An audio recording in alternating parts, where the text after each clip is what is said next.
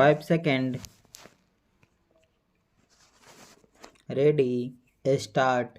छत्तीसगढ़ में अब भी नक्सली हमलों को रोक पाना सरकार के लिए बड़ी चुनौती है। मौका पाते ही नक्सली सशस्त्र बलों पर हमला कर देते हैं। केंद्र और राज्य सरकारें दावा करती रही है कि नक्सलियों पर काफ़ी हद तक नकेल कसी जा चुकी है, मगर हकीकत यह है कि नक्सली सरे बाजार किसी सुरक्षाकर्मी का कुल्हाड़ी से गला काटकर हत्या कर देते हैं। वहाँ के बीजापुर जिले में हुई घटना इसका उदाहरण है। भरे बाजार में नक्सलियों ने कुल्हाड़ी से छत्तीसगढ़ सशस्त्र बल के एक कंपनी कमांडर का गला काट दिया। इसके पहले कई बार वे बारूदी सुरंग बिछाकर या उनके शिविर और काफिले पर सीधे हमला कर बड़ी संख्या में सुरक्षा कर्मियों की हत्या कर चुके हैं। पिछली सरकार ने उन्हें मुख्यधारा में लाने के लिए कई योजनाएं चलाई।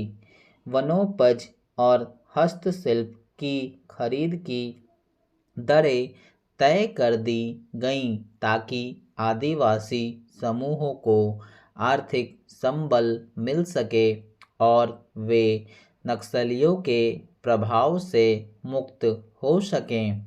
मगर वे योजनाएं पूरी तरह कारगर नहीं हो पाईं। अब स्थिति यह है कि कुल्हाड़ी से भी सुरक्षा कर्मियों की हत्या कर आसानी से गायब हो जाते हैं। जाहिर है उन्हें स्थानीय लोगों का समर्थन हासिल है। छत्तीसगढ़ में नक्सली समस्या बहुत पुरानी है। उससे पार पाने के लिए कई तरीके आजमाए गए। ज़्यादातर मामलों में उनके दमन का रास्ता ही अख्तियार किया गया। उनसे बातचीत के जो भी प्रयास हुए वे नाकाफ़ी साबित हुए। ज़्यादातर नक्सली हमलों में देखा गया है कि उनके पास अत्याधुनिक हथियार और सूचना संसाधन पहुंच चुके हैं। वे सुरक्षा बलों की गतिविधियों और काफिले वगैरह का ठीक ठाक पता लगा लेते हैं और बारूदी सुरंग बिछाकर हमला कर देते हैं। यह समझना मुश्किल है कि उनके पास इतने हथियार और साजो सामान पहुंच कैसे रहे हैं। उन रास्तों पर सुरक्षा बलों की नज़र जा नहीं पा रही जिनके जरिए उन तक साजो सामान पहुंच रहा है।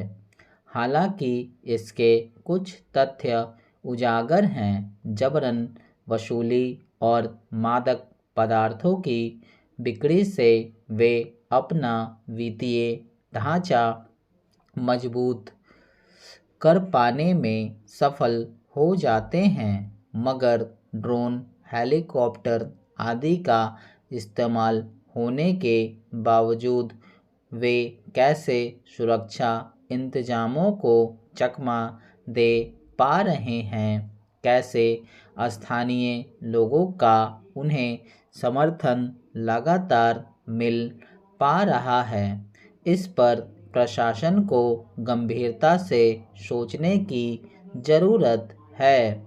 सबसे अहम बात कि नक्सली आखिर क्यों व्यवस्था के लिए चुनौती बने हुए हैं।